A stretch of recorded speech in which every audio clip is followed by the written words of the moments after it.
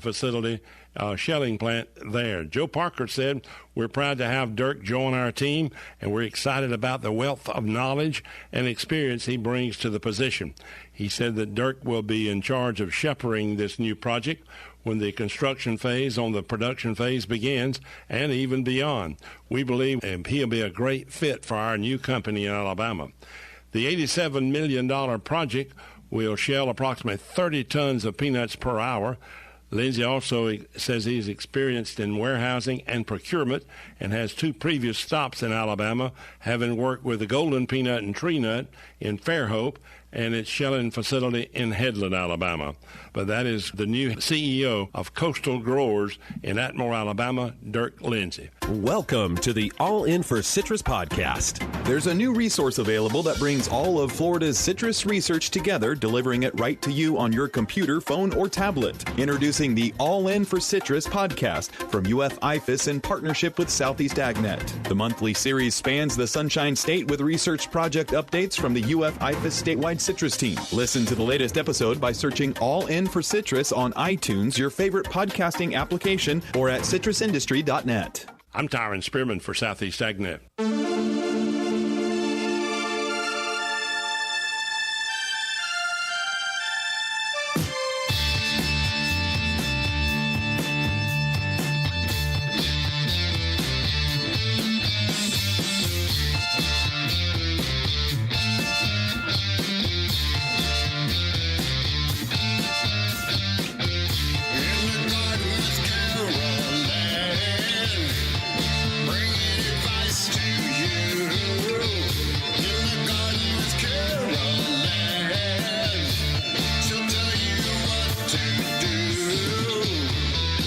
In the Garden with Master Gardener Carol Ann Baldwin.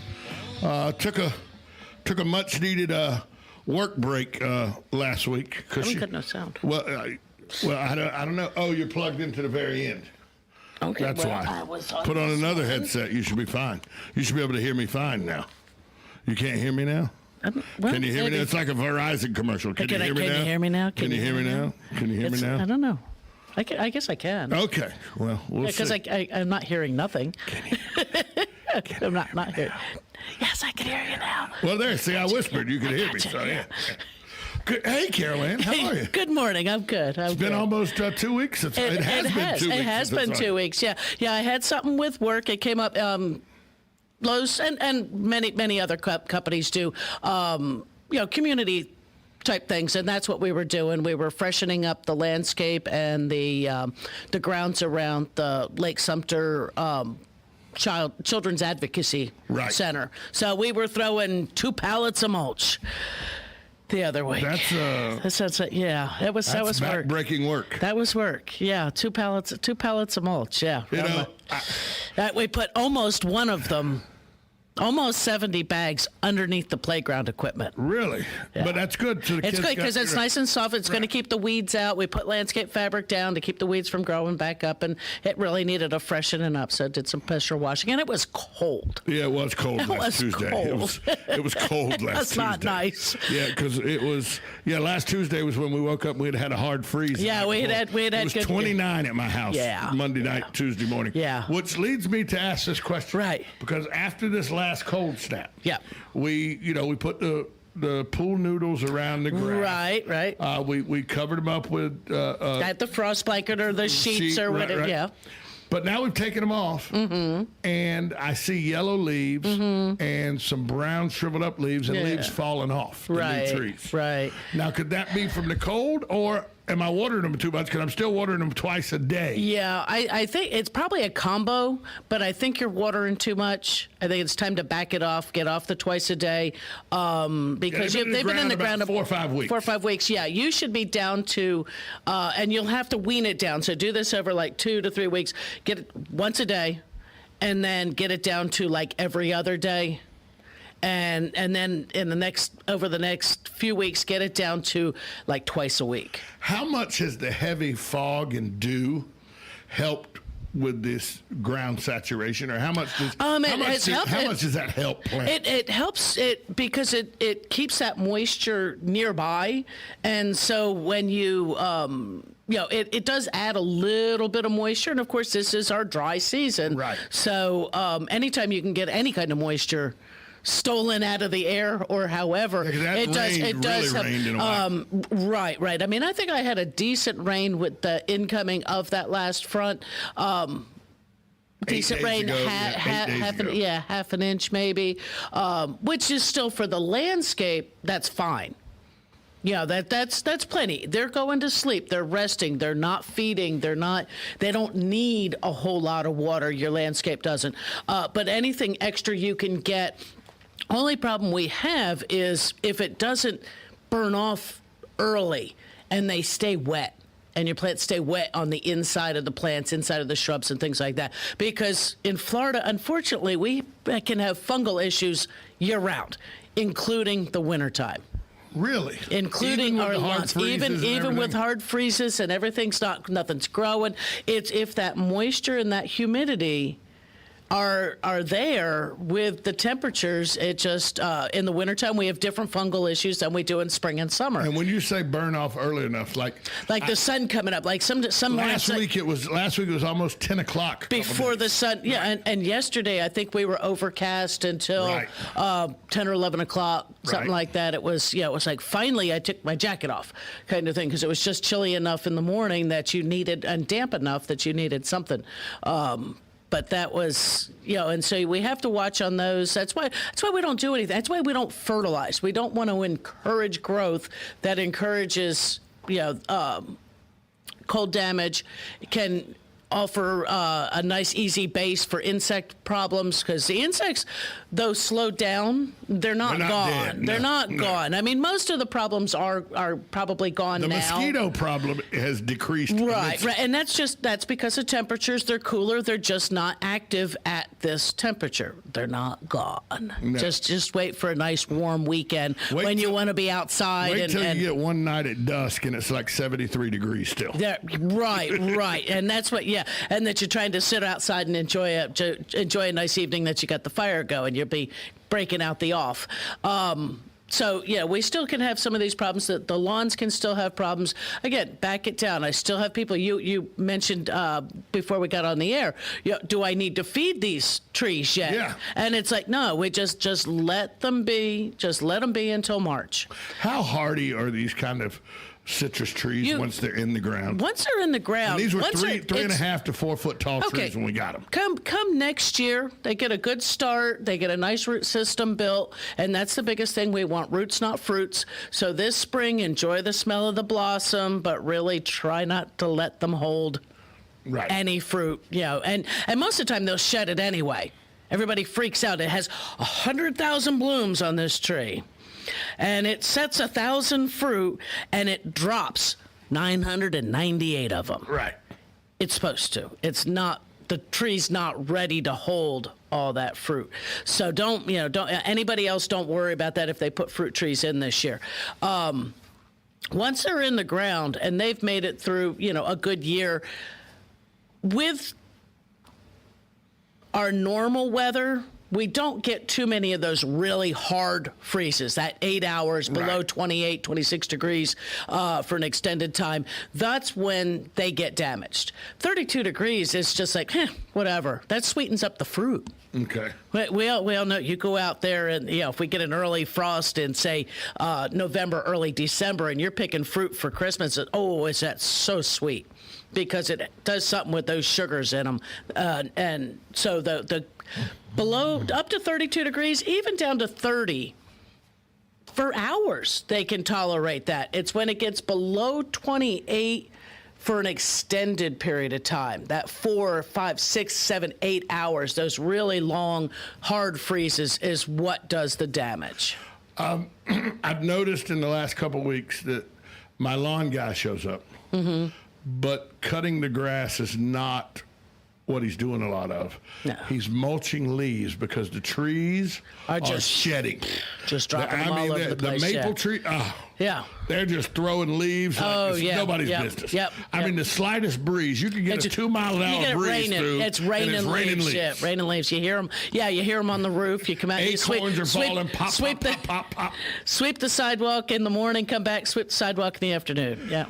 squirrels all over the yard. Oh, yeah. Because It's just a acorns are feast. Yeah, falling it's just a everywhere. feast. And they will sit there and challenge the dogs like, okay, yeah, Oh, we're out yeah, here in the whatever. I'm backyard. faster than you. Exactly. Yeah, I'm faster than you. Exactly. I'm between the tree, me and the tree. You're between, I can get there first. my lawn guy asked me, though, he said, do you want me to vacuum these up or do you want me to mulch them? Mm-hmm. Which is better for my yard? Is it better to take the leaves and take them away or get the mulching blade so that it gives mulch to the grass? The mulching blade, if it's done and it's not leaving a thick coating on top of the grass. When he gets done, you don't see the leaves. Okay, then do that, because all of that is feeding the lawn, the trees, everything. If he were to vacuum them up, I would still probably want them mulched and then put back around the tree. Right. Use that instead of going out and buying wood chips. Mm-hmm. That kind of thing. And but yeah, anytime we mow the grass in the spring and summer and early fall, and that we're putting nitrogen down into the ground. This is brown stuff coming out of the trees now, but still mulching that up as that breaks down is also feeding that lawn and those trees, because you figure nature doesn't go out with a lawn spreader. No. And a bag of 10-10-10 to go out and do the trees and shrubs out in the Ocala National Forest. But they do a pretty good job of growing them. Of growing and being healthy all on their own. So we don't, if you just use what's in that yard, you don't really have to put a whole lot down. Now, for a lawn, yes, we do need to feed at different times in order to keep that healthy enough to where we're not then battling lawn diseases and that. But on the most part, this time of year, we're not fertilizing. Like you say, he's not mowing. He's got the blades, the wheels up, Right. and just pulling all that stuff up, shredding it, putting it, throwing it back out there, and it looks good. All right, let's go to the phone lines. Hi, caller, you're on with Carol Ann Baldwin. Hi, good morning, guys. Morning. Morning, Hugh.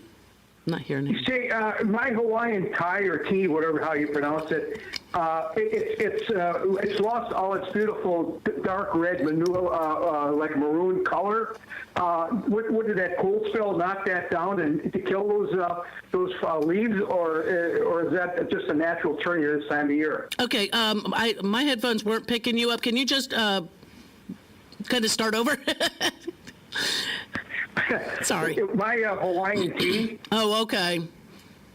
Now, they've lost their beautiful red maroon color. Yeah. And I don't know if that cold spell, a week ago or whatever it was, knocked them back, or, It sure or is did. it just normal for them this time of year to kind of turn color? No, that was the cold weather. Hawaiian ties are cold sensitive, that they probably should have been covered or protected somehow or another. I would just let them do their thing right now. Don't cut them. Don't do anything. The brown leaves will probably come off in your hands. So you can just, if that's ugly, just let them, take them off with your hands, get rid of those. But I would probably here forward, maybe if you don't have too many of them, if it's not too hard to do, I would probably protect them because they've already lost whatever would be possibly protecting them, and they're in a cold area. I know in a program in the past of talking about it a couple weeks back, you said not to trim them back until Valentine's Day, right? Well, with anything, we try to wait till about Valentine's Day to cut off any cold damage. So with the Hawaiian tie, the brown leaves, if you walk over to it and you touch those leaves and they come off in your hand, that's fine. But don't get out the clipper and cut them way back. Wait till either they're starting to, either when they're starting to come back, or about the middle of February, 1st of March, and you can cut them back. Yeah, I know on the label it says cold hardiness. It says not cold hardy in zones 1 to 10. Well, we're at what, 8? No, it's probably from 1 to, usually it should be cold hardy in zone 10, but usually from 9 up, we're a 9. So. Oh. So it's probably cold hardy 10, 11, 12, but not cold hardy 1 to 9. Okay, so in the next cold spell, even though there's been damage done, I should cover them up if I can, right? I would, sure. Yeah. See, a real quick question. I keep hearing all the time about the shortage of Christmas trees. Have you experienced that where you work? We're actually selling down pretty well this year, which is a good thing. All of our really big ones did sell out, but we tried not to get a whole lot of those huge ones just because the area we're in, people don't purchase a lot of the really big ones. But no, we've had pretty steady sales on those. So it's been pretty good. Okay, well, thank you very much. I think my Hawaiian tea wants to go back to Hawaii. Could be. In the meantime, I'll cover them up the next cold spell. There you go. All righty. Thanks for the call, Hugh. We need to take a quick break. Yeah. We'll be right back after this timeout with It's in the Garden with Master Gardener Caroline Baldwin on 1370 AM, 96.3 FM, WOCA, The Source.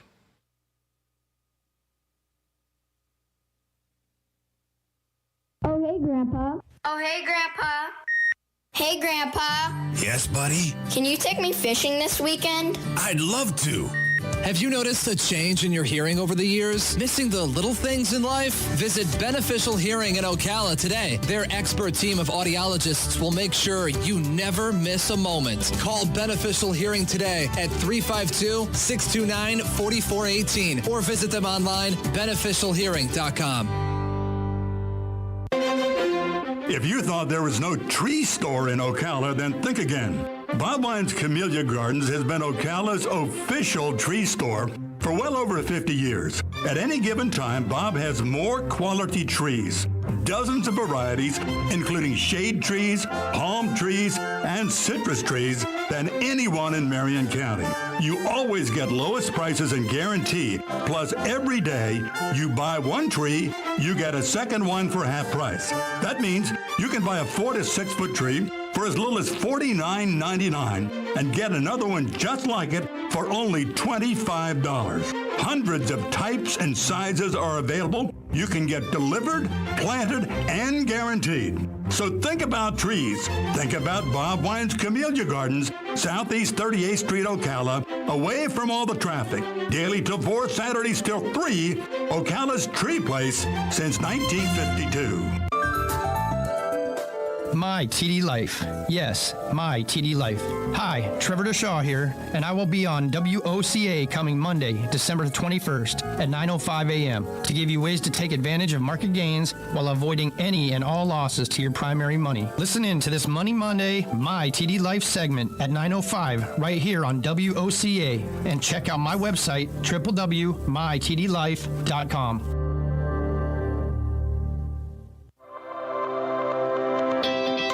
The Ocala Golf Club, one of Ocala's premier golf courses, from its pristine 18-hole course layout to its amazing pro shop. Jason Linhart and the staff at Ocala Golf offer everything that you need for your golf outing. That's the Ocala Golf Club. Experience country club style golf at municipal prices. You won't go wrong with the Ocala Golf Club. Call them for a tee time today, 352-401-6917.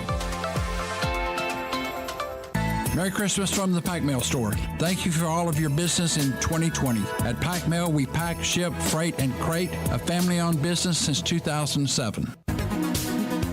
Hey, what's up, everybody? Woodley Ross with Businessnet. I have the opportunity to be on WOCA News Talk with Tom and Sonda on Monday, December 28th. Businessnet, we're a full-service internet marketing agency where we help you increase your online presence and get more paying customers. So tune in on Monday, December 28th at 8:35 a.m. right here on The Source WOCA. You can find out more information at www.biznet.com. See you then. Now you did it. Are you completely insane? He's back. He, who must not be named. The man, the myth. The only guy in Ocala to eat his own weight in fried pickles. Twice. Now, you asked for it. Sorta. Live and in person. It's Tom Schmitz. I'm just having an off day today. Supposed to be in the garden with Carol Ann Baldwin's music, and instead, in about 10 minutes, that'll probably come up, and it's just that just started. Your day started 10 minutes late. I did it on my own. I just played my music. Just feeling a little. Yeah, just needed to hear about eating pickles. Yeah, twice. Fried pickles twice. Yeah. Hugh brought up a very good question. He asked about Christmas trees and how they're selling. Yeah, people are starting to put. We put our Christmas tree up over the weekend. Yeah, trees are starting to go up. Yeah. But it also brings to mind the mess real trees make. Yeah. Because real trees can be a mess. They do shed, and it doesn't seem to matter how fresh they were. Right. I mean, you could go cut a tree. You're still going to lose needles and have a mess. But is there a way to... You're not going to stop it? No, but is to there a way to minimize it? Minimizing it is when you first get it. Getting your tree as fresh as you can. Keeping it, making sure it takes in water, making sure it's got that fresh cut. Don't buy your tree, tie it to, and have them cut it wherever you're buying, whatever tree lot you buy. Have them cut it, and then go shopping for 6 hours, leaving it tied to the top of the car. Because then you need to go home and put a fresh cut back on it. I mean, it hasn't dried as long as it did in the shipping. But still, you want a nice fresh cut and get it into water. And I've always recommended warm water. Right. Or hot tap water. Not boiling water, but good warm. Warm enough that you might wash dishes with, kind of thing of water. Right. So on that initial water going in, and then using any of the additives. I mean, they all do seem to offer something to keep those capillaries open, whether or not it's a tablespoon of sugar, an aspirin, ginger ale, 7-Up, the purchased commercially manufactured juices. Those are probably proven better than the others are, only because the others probably haven't been because people dilute at a different rate. And I've always put sugar in it. That's what my mom did. You're right. A tablespoon or so of sugar in there, stirred around when it goes in the stand. There's a lot of stands that are now nice and deep, so you've got a good reservoir, and don't let that go dry. Yeah, that's your biggest thing. You got 2 and 3 cup reservoirs now. Oh well, some are actually quart. Quarts of water at a time, and they make funnels that you can reach in there, so you don't have to crawl under the tree or send the kid under there with the pitcher. And you know how you'll be on the internet and notifications will pop up. A YouTube notification popped up the other day, and I wanted to ask you about it because it was about Christmas trees. All right. And it showed it was the proper way to have a healthy tree throughout the Christmas season. Okay. And the guy brought it home, and he said, he showed it the lot. It was like a 15-minute video. He showed it the lot. He picked the tree out he wanted. Okay. The guy said, would you like me to cut it? He goes, not necessary. I'm going to cut it when I get home. Gotcha. So nice, fresh cut. Yep. So he takes it home. He's got a little handheld saw. Okay. And he, about 4 inches from up, he cut. Right. Okay. And then he did something very unusual after that. He goes, now I like to take, and he took out a file. Okay. And he scoured about 1 inch all around the bottom. So he scoured the bottom. So he on the outside of on the bark. Yeah, on so the bark. He took some of the bark off. He scoured the bottom. After he made the fresh cut, he filed the bottom. Okay. And then he filed about 1 inch high all around the bark. And he took the bark off, and he said that allows, because it allows water to come in more than just flat. because it's sitting flat in his stand. Right. Yeah. And he said that he finds that, and I'd never thought about taking that bark off for about an inch. I really hadn't either, but you know what? We did have a customer ask for it to be trimmed up, but his concern. He said for his stand. Well, I'm not even thinking that maybe that might be what he was doing, because we really only did up about 2 inches on it. Right. Just took chainsaw and just because it does sit in the bottom of the stand. Yeah. So the bottom's pressed against the bottom of the stand. True. When he said it, I'd never thought of it. When he showed the video, I go, well, that makes all the sense in the world. Does make a lot of sense. So there's another thought. If you haven't gotten your tree yet, and you're finding a nice tree that you might want to have them, or go ahead and do it yourself, and you could. You could probably do it with you might even be able to do it with a handsaw. Well, he did it with like a hand lathe. Right, yeah, something that metal, just took that bark off of there just to try to get that cambium layer exposed. That kind of makes sense. And it was a big tree, 10-foot tree. Wow. I mean, a big old tree. Right. But he put it in a 35-foot vaulted ceiling house. Sure. Yeah. So you needed a big tree. Yeah, you need a big tree for a room that size. Right. But yeah, that's and the biggest thing is make sure that the water stays in there. Try not to put it in a draft or that real sunny window. Put a sheer so that sun's not coming in and drying that out. Yeah, because a lot of people want to put it in that front window. Yeah, exactly. So everybody can see it. I've never thought about that, but the sun beams in, dries that sun. That's it. And of course, with us, we're run between heating and air conditioning time of year. That realizing that running either of those takes moisture out of the air.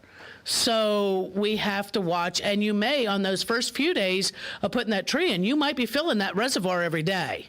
Now, the tree's been thirsty. It's been cut for 2 weeks. Yeah, it's been cut for 2 weeks, and now sitting in your house. That's why I always say if you get it, and you can leave it outside in the shade, and you can hose them down for a few days ahead of time. But now that we're coming into, where are we now? The 15th? We got 10 days. That you've got 10 days. That those trees are coming in the house right from the tree lot. Sure. That is the first half of Carol Ann Baldwin. I hope you were taking notes on what to do for your Christmas tree for next year. Coming up on the other side, Carol Ann Baldwin comes back, a best of rewind. Carol Ann Baldwin back on the other side on Ocala Talks with Tom Schmitz. You're listening to it on 1370 AM, 96.3 FM, WOCA, The Source.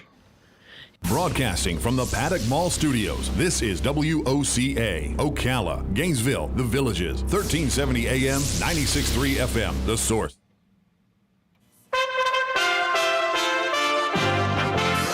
USA Radio News with Lance Pride. The House of Representatives Monday passed a standalone bill that would raise the direct payment amounts distributed to American households under new COVID-19 relief legislation to $2,000 from $600. The measure was approved 275 to 134. It has been sent to the Senate for approval. An unidentified Treasury Department official is reporting the government was planning to deliver stimulus payments to direct deposit accounts by the end of the week. For the first time in his presidency, the House voted Monday to override President Trump's veto of the NDAA defense bill. The House voted 322 to 87. It now moves to the Senate, which also needs to gather two-thirds support in order for Trump's veto of the National Defense Authorization Act to be overridden. Columbus, Ohio police officer Adam Coy was fired on Monday after body cam footage showed him fatally shooting 47-year-old Andre Hill, who was holding a cell phone. The officer then refused to administer first aid for several minutes after the shooting. USA Radio News.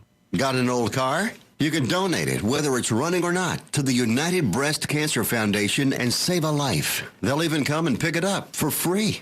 The United Breast Cancer Foundation has saved hundreds of women's lives through their free or low-cost breast screen exams. But now they need your help.